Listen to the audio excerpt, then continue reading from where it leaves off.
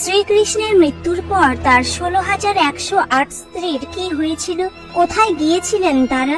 মহাভারত যুদ্ধের পর কৌরব বংশের 100 পুত্রের মৃত্যুর শোকে গান্ধারী শ্রীকৃষ্ণকে অভিশাপ দিয়েছিলেন তারও চোখের সামনে তার বংশের বিনাশ হবে। এই অভিশাপের 36 বছর পর যদুবংশীরা হঠাৎ নিজেরা নিজেদের মধ্যে যুদ্ধ করে এবং মুষল যুদ্ধে একে অপরের বিনাশ করে। চোখের সামনে নিজের বংশের বিনাশে মর্মাহত হয়ে বলরাম দেহত্যাগ করেন। ভগবান শ্রীকৃষ্ণেরও বৈকুণ্ঠ যাওয়ার সময় উপস্থিত হয়েছিল। সেই কারণে প্রভাস ক্ষেত্রে একটি বৃক্ষের নিচে গিয়ে তিনি বিশ্রাম করছিলেন। এমন সময় জরা নামক এক শিকারী হরিণের চোখ ভেবে ভুল করে শ্রীকৃষ্ণের পায়ে তীর মেরে দেয়। এরপর শ্রীকৃষ্ণের নশ্বর দেহ পঞ্চতত্ত্বে বিলীন হয়ে যায়। শ্রীকৃষ্ণের দেহত্যাগের পর শ্রীকৃষ্ণের আদেশ মতো অর্জুন দ্বারকার সমস্ত স্ত্রী, বৃদ্ধ ও বালকদের নিয়ে হস্তিনাপুরের উদ্দেশ্যে রওনা দেন। বলা হয় এদের মধ্যে অনেকেই গর্ভবতী ছিলেন। এমন অনেক দুঃখিনী মহিলা ছিলেন যারা মুষল যুদ্ধে স্বামীকে হারিয়েছেন।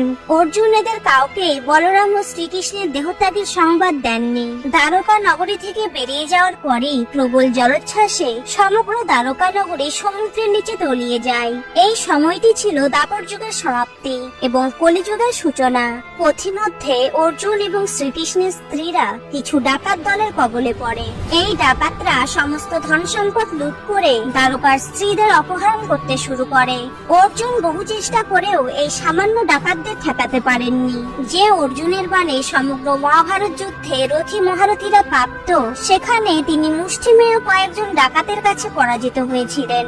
অর্জুন তার সমস্ত অস্ত্রবিদ্যা ভুলে গিয়েছিলেন। যে যুগের প্রয়োজনে অর্জুন তার দৈববান ও অস্ত্র পেয়েছিলেন, সেই যুগ শ্রীকৃষ্ণের দেহত্যাগের সাথে সাথে সমাপ্ত হয়ে গিয়েছিল। তাই তার দৈববানের সমস্ত শক্তিও বিলুপ্ত হয়ে যায়। এরপর কয়েকজন স্ত্রী ও কিছু ধন সম্পদ নিয়ে অর্জুন হস্তিনাপুর ফেরেন। অবশেষে অর্জুন শ্রীকৃষ্ণের স্ত্রীদের শ্রীকৃষ্ণের তাকে দেওয়া আদেশ ও তার দেহত্যাগের ঘটনা তাদের জানান। কৃষ্ণ আর ইহলোকে নেই এ কথা শুনে শ্রীকৃষ্ণের 8 জন প্রধান স্ত্রীদের মধ্যে রুক্মিণী এবং জাম্ববতী সহ কিছু স্ত্রী অগ্নিতে প্রবেশ করে অদৃশ্য হয়ে যান।